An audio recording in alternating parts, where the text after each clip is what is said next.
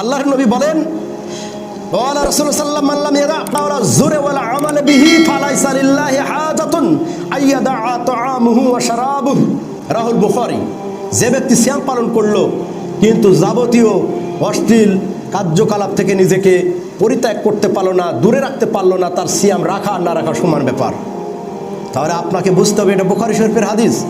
আপনাকে আমাকে বুঝতে হবে সিয়ামটা কতখানি চেক দিতে হবে, সিয়াম রাখলে কতখানি আমাদেরকে সংযত থাকতে হবে অশ্লীল অসামাজিক যেগুলোতে আল্লাহ অপছন্দ করে সেই সমস্ত কার্যকলাপ থেকে, পরনিন্দা, গীবত, পরচর্চা, এইগুলো থেকে দূরে থাকার চেষ্টা করতে হবে।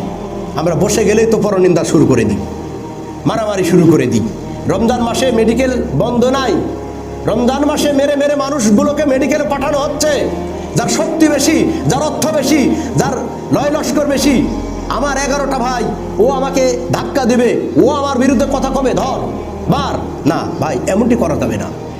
আমার 11টি ভাই, আমি আরো দুর্বল। 11টি ভাই আমার, মানে আমি আরো দুর্বল।